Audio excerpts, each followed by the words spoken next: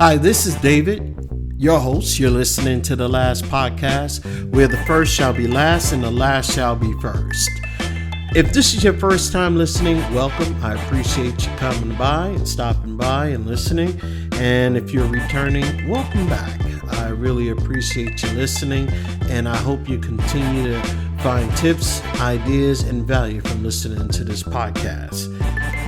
Today, I'm going to talk about a couple of ways on how to build your self-esteem. Because building self-esteem is an important process that involves developing a positive sense of self-worth and confidence. So today, I'm going to just give you a couple of ideas on how to build your self-confidence and self-worth, or just building self-esteem. And before we get started, we'll be right back after this message. Hi, my name is Dave with The Last Podcast. Have you ever heard of Impact Health Sharing? Impact Health Sharing is an affordable alternative to traditional health insurance. Impact is a caring community of people who share in each other's medical bills, and is for anyone interested in sharing, acting responsibly together, and saving on healthcare. For more information, click on the link in the show notes that reads Impact Health Sharing. This is David with The Last Podcast. We'll see you soon. All right, we're back with a couple of ways on how to build self-esteem. And the first thing I'm going to tell you is practice self-compassion. And I can't begin to tell you how important this is. You have to treat yourself with the same kindness and understanding that you would offer to a friend. When you make mistakes or face challenges, avoid the harsh criticism and instead practice self-compassion. Be kind to yourself and say to yourself, instead of saying, "Oh man, I'm always mess up." Nah, just say, "I messed up, and you know what I'm going to do? I'm going to learn from this mistake, and I'll make sure I won't make this mistake in the future." So this is a learning process. So these are things you're going to have to build on pretty much. And I would say one of the second things I would tell you to do is challenge your negative self-talk. This is critical. And the reason why I say that is because when something happens, we have that talk, we have that self-dialogue. You ever heard the saying when people say, it doesn't matter what people say about you. What matters is what you say about yourself when everyone else stops talking. That is critical. Basically, you have to pay attention to your inner dialogue and challenge negative thoughts. Replace the self-deprecating statements with more positive stimuli and realistic ones. And this is something you're going to have to probably write down at first, because you're going to have to practice. It's going to take time. This is not something that you're going to be able to do right off the bat. So you would have to know your positive statements that you're going to say to yourself and write them down.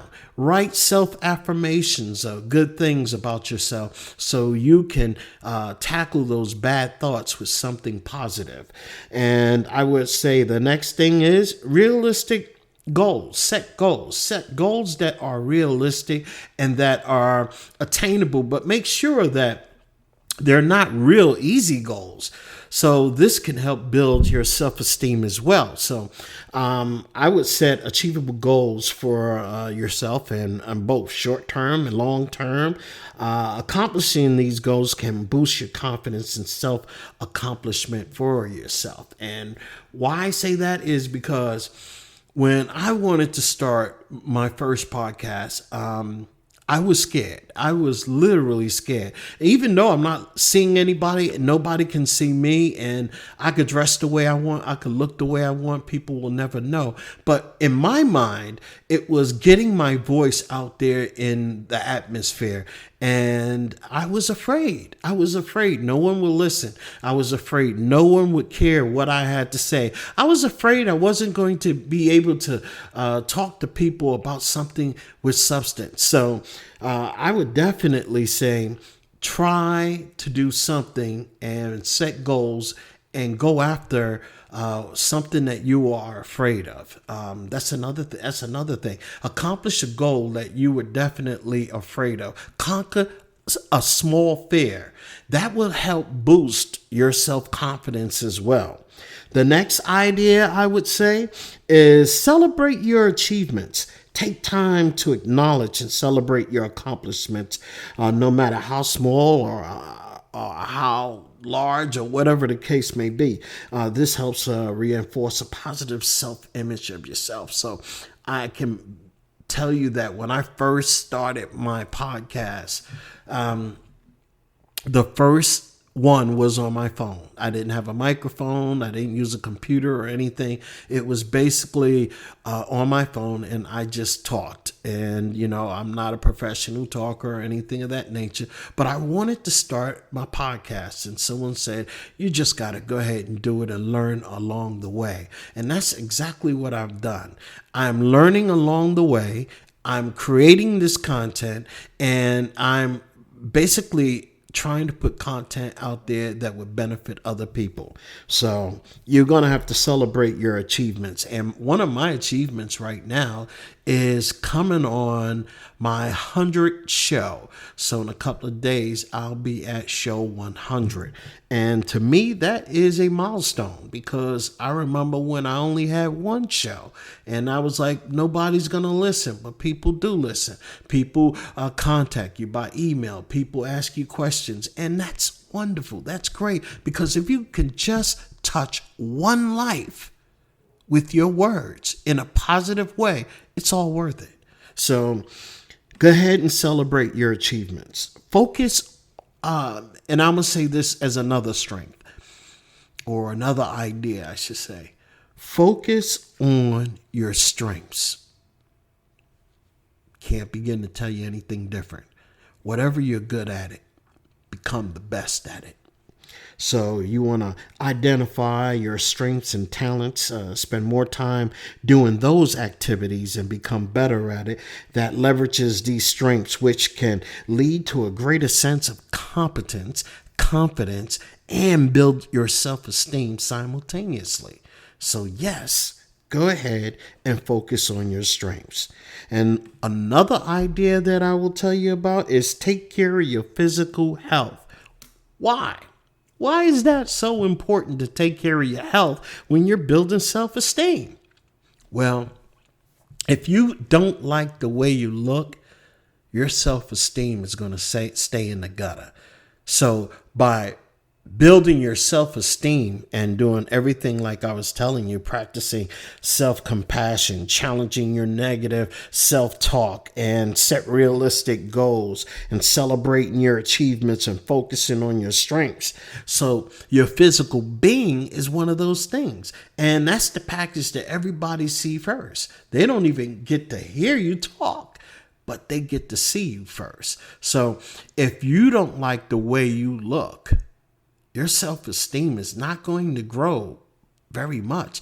But if you're building on your physical health, a regular exercise, balanced diet, and sufficient sleep, it contributes to overall well-being. So that means that when you go out there and get a little exercise, start eating right, start getting adequate rest, you're starting to build on your body, your foundation, and that's your core. So you want to definitely take care of your core. You build on the rock, not on the sand. That's what Jesus said. When you build on the sand and that wind comes and it blows your house down, but if you build on the rock, that wind comes and it just beat upon that rock and does nothing. So your self-esteem will stay intact as it builds. You're building your body up, and you're building your self-esteem, and you're practicing your confidence, building your confidence, so to speak. But yeah, these are things that will help you grow. Right after taking care of your physical health, I would say practice self-care. It goes along those lines, but self-care, you can engage in activities that bring you joy and relaxation. Whether it's reading, painting, taking walks, or meditating, carving out time for self-care can improve your self-esteem, because it's building. As you doing things that you enjoy to do, you're building on that joy, that happiness. And one more thing that I want to get across here before we close out. Avoid social comparison. I can't begin to tell you how important that is. What other people do and how other people succeed has no bearing on you. You are your own person. You're running your own race. You're in your own lane. So you want to avoid social comparison. Comparing yourself to others can be detrimental to your self-esteem. Focus on your own progress and growth instead of constantly measuring yourself against others. It's critical that you learn to do that. And in order to do that, you can't, just because you see other people doing certain things that you would like to do and on social media, forget it. Run your own race. You're in it for you, not someone else. Surround yourself with positive people. Spend time with individuals who uplift and support you. Positive social interactions can reinforce your self-growth and self-worth. So that's another idea that you can take and learn and grow. So how do you build your self-esteem? Here's another idea that I would really like to get across to you, and it's one that I do quite often. Learn and grow. Continuously seek out opportunities for your personal and professional development. Expand your knowledge and skills. You can actually boost your confidence, your self-esteem, and I can't begin to tell you how important that one really is. So, like I said, I touched base on this a little while ago earlier. You got to learn also how to face your fears. Because you want a fast-paced way to build your self-esteem, go ahead and face your fears. And I'm going to tell you, face a big fear. If you want to go and fast-track your building self-esteem, go ahead and confront your challenges and step out of your comfort zone. And this can lead to personal growth and increase your self-confidence, and better yet, build self-esteem in a massive way. So definitely conquer some of your fears. All right. So another idea that I have is practice mindfulness. Mindfulness techniques such as meditation and deep breathing can help you stay present and reduce feelings of self-doubt. So this is another way to build on your self-esteem. And if none of these techniques work, and you're at wit's end, seek out professional help. I mean, if your self-esteem struggles are deeply rooted or causing significant distress, consider seeking guidance from a therapist or counselor. They can help personalize strategies to help you build your self-esteem. And that would be something that's a smart thing to do if you're struggling. I'm going to also tell you, before I close out, just remember one thing, that building self-esteem is a gradual process that takes time and effort. Be patient with yourself and celebrate the progress, or celebrate your milestones. You want to celebrate everything that you're doing positive. And it's also important to recognize that you may have setbacks and fluctuations in self-esteem. That's all normal. But remember to be patient with yourself. You can cultivate a more positive and confident self-perception. And this will help guide you in a good, steady, and healthy way. But I can't begin to tell you, it all starts with you. Building your self-esteem, nobody can do it for you. It's something that you have to work at.